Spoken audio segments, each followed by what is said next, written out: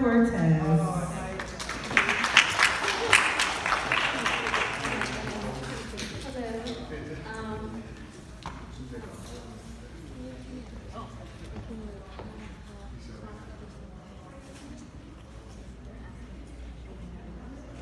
Sorry, somebody was asking for connection. Okay, so first, I would like to thank everyone for coming, and I hope you explored all the vendors and got information about each program. I want to, I guess, just share a little bit about me and my program. It's called pureofheart.la, and we are collaborating with Timelist Group and getting back to basic parenting. So we are working with the youth and the parents to empower them for greatness. So I just want to say, Ms. Jackson has known me since I was like 7 years old. And so it's like about, I won't say how long, but over 20 years. And we, as growing up with her girls in the neighborhood, it was a little hard, because we were distracted by guys and, other things. And so, Miss Jackson was kind of like my second mom growing up. And by the way, this is my mother. She made the fruit salad. Thank you, Mom, for donating that. And so anyway, so basically, I guess the program that we created was based on real life experiences, because when you're growing up, you need a mentor, you need some kind of guide or someone to push you or hold you back from certain things. And that was Ms. Jackson for me. So please come up and introduce yourself.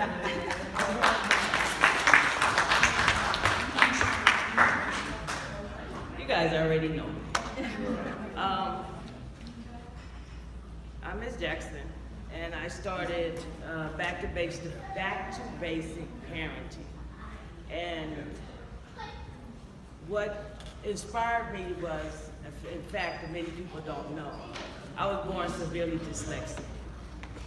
And through my childhood years in school, I went to Caucasian schools, and that was very hard. I was called every dumb word by Caucasian teachers. So by the time I was in the 9th grade, 10th grade, I dropped out, became a teenage mother, and I struggled. And my only problem was I was dyslexic. It wasn't until I was 32 years old I checked into Inglewood Adult School. I found 4 teachers, African American, Negro, colored, black, whichever one you want to call it. And they taught me to learn the way I process information. Dyslexic, I had problems with text, code, and spelling. That was my dilemma. After graduating with a high school diploma, I checked into Southwest. After graduating at Southwest twice, I obtained my Bachelor of Science from Springfield College in Massachusetts. I decided to become a parenting coach because I was good at it, as Yolanda said, because I used the wisdom and common sense that I seen in my family, my ancestors used, my great-grandmother. So I knew what you needed to raise a child. I then pursued parenting programs. I enjoyed helping young women become better mothers, more responsible for their children, because I had to be responsible for mine. 16 years old, and by the time I was 24, I had 2. Neither one of my kids have ever been in trouble.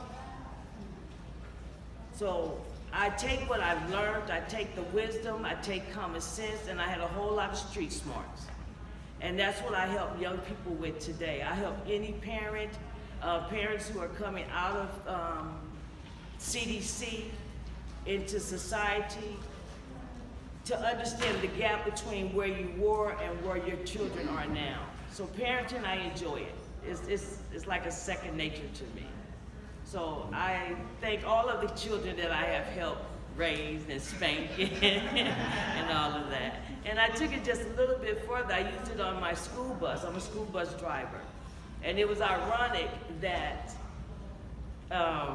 Natasha here was she's a parent to one of my students.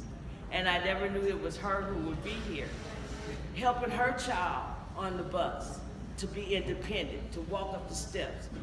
I just took whatever I had that would help another parent, and Back to Basic just started to grow from there. And I have 3 other people behind me sitting over there, the Timelist family, who helped me understand paperwork, contracts, so it made me a lot stronger.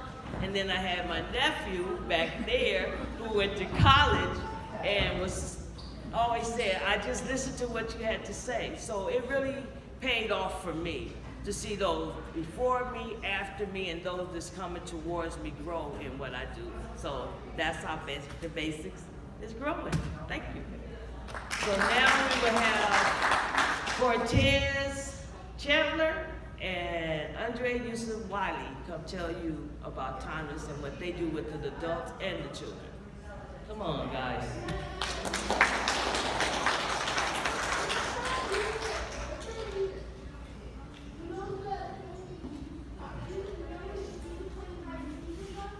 These are some dynamic in that Natasha.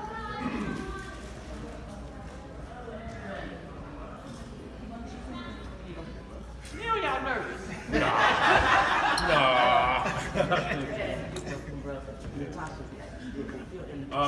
Everybody, is everybody in the room now? I know there's been a lot of movement around the room and things like that. And I just want to say, first of all, to Lapara, that she has the heart for this work. You know, and any type of work that's related to, you know, serving others and serving the community, you have to have the heart for it. So I appreciate her and her energy and what she does, you know, even for me and my family, my immediate family as well. So I just want to give it up for her once again. Thank you. So this is her husband, Cortez, who works with me at the Timelist Group. He's our Director of Operations, and we also have a youth component called the Youth Leadership Academy that we just recently restarted. We actually originally had this program established in the Bay Area, in the San Francisco Bay Area, where our first group of members of our program were coming out of the juvenile system. So we were working with youth that many have thrown out the way. And that's what's happening in our community. So many of them are getting thrown out the way. So even by ourselves, even when we, as adults, run into our youth, whether it's in the grocery store, whether it's, you know, in the park, wherever we encounter our young people, instead of embracing them, we find them ways to throw them out the way. And I think, you know, all of us being in the room today is very important for us to kind of like do a re-examination of our own self and where we at. And, you know, because like I said before, you literally have to have the heart for this work. So I'll just take it, you know, right there and let Cortez share a little bit about his experience and how the Timelist Group came to exist. Thank you. Thank you, don't leave, brother, because I want you guys to know that's my inspiration right there. Because I was in prison for 24 years on 25 life sentence. When he was leaving, going home, he grabbed me and told me, I'm gonna get you home. Now, if a man tells you he's gonna get you home from prison, and he ain't a lawyer, something wrong. But I believed in him. I believed in him because he created Timeless inside the walls. You know, he helped people understand their problems and their issues. And my main class was domestic violence. He came up with a class, he wrote the curriculum, he did everything, domestic violence prevention. And I never understood why I was in prison. It wasn't because I beat up some woman. It was because I was with some guys. I was looking to reach out from my youth. I was trying to find myself, and I really didn't know who I was. His program actually got me to open up and see who I was and why I made it to prison. I was angry. I didn't drink. I didn't use drugs. I was just angry. Where did my anger come from? Came from home. Believe it or not, it came from home. My father was a military officer. My mother was a stay-at-home mom. From the outside, you see our house was immaculate, everything was nice. But when you go inside that house, my dad was an alcoholic. Only time we had a break when he left for 9 months. We was excited when he left. We was waving bye, hope you don't come back. That was our attitude. We loved him because that's all we knew. We didn't understand what love meant. Abuse is not love. Abuse is not love. And I'm saying this to everybody because I lived it. Because my dad used to always tell me, you're the man of the house. So when he left, I did everything that he did. I hit my little brother. I cursed my mom. I did everything that he wanted me to do. I didn't go beyond it. He come back, I'm back as the kid. I get whooped like everybody else in the house. I get cursed like everybody else in the house. This is a pattern of my life, which led me to prison. I mean, I came from a nice home, from the outside looking in. But inside that house looking out, I was already in prison. I didn't see that. I was incarcerated in my own house. This brother right here, inside the walls, in the darkest place in the world, he brought me out of there. And I told him, I'm on your pants leg forever. If you fired me, I'm still your friend. I'm still right there. What you need, brother? Because that's how much love he generated throughout the system. What were there, 7 prisons now? Our curriculum's in 7 prisons. He created. I always make it about him because he showed me. He's making me a leader. He showed me how to give back to my community, and he's giving to me. I'm appreciative of it, and I understand what it takes. Okay? Now, I'm gonna give it back to Yolanda, because I just got somebody saying, I almost had a tear, girl. Thank you. Thank you so much.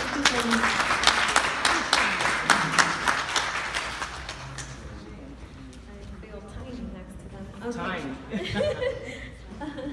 All right. So I want to invite Keisha, please. One of my special guests. She will share about who she is and what she does and how amazing she is. And by did everyone turn them in for the place? Okay, I'll come by. Okay. What time is it? All right, good evening. How are you guys doing? My name is LaQuisha Stone. I go by Queesh for short. And I have another alias as DJ Queesh because I'm also a DJ. I moved to California last June to pursue a career in DJing after I graduated from Howard University, age 2. All right. I moved here last June after I graduated from college to pursue a career in DJing and also sound design. Ironically enough, last year, right across the street, my truck broke down, and I was looking at this building, and I'm like, I wondered like what they did here. I figured it was something within like the community, but I never made my way back to find out. But I just thought it was funny that now I'm here, and just last year, when I first moved here, my truck had broken down. So it's cool to be here and actually see what you guys are about and what you guys do for the community. And as far as myself, I was actually supposed to be DJing, but for whatever reason, I'm not, and I'm talking, so I don't really have much to say. So I'm really speaking from the heart. But I very much can relate to what you guys got going on. I had a single mother who raised me and my brother, along with 2 of my other siblings when my aunt went away for jail. So I'm very familiar, and it also touches me that you guys are doing this for the community. So I'll actually like to get more involved in whatever it is that you guys may do, because I feel like I can I can relate. So I would definitely love to get involved. And besides that, as far as like the youth here, I just want to tell you guys that whatever it is that you want to do, you can do it. I made my way here from North Carolina. I flew out last year. I bought a truck in Texas, and I drove from Texas to California, no job, no anything, and I made it here. I made it work. So literally, whatever you guys want to do, you can do it.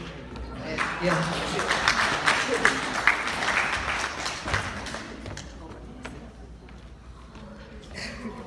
All right. Well, there's a lot of good answers. It's okay. Okay. Ms. Jackson, what did you say? She has the list on the speaker.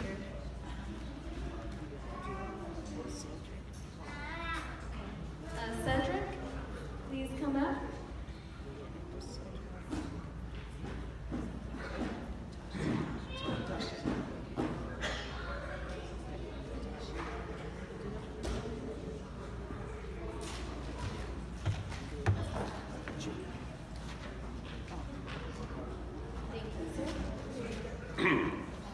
Good afternoon, everybody. My name is Cedric Former. Wow. And I'm a lead organizer for the Ex-Offender Action Network, and I am a member of the Los Angeles Metropolitan Churches. And I actually come from a family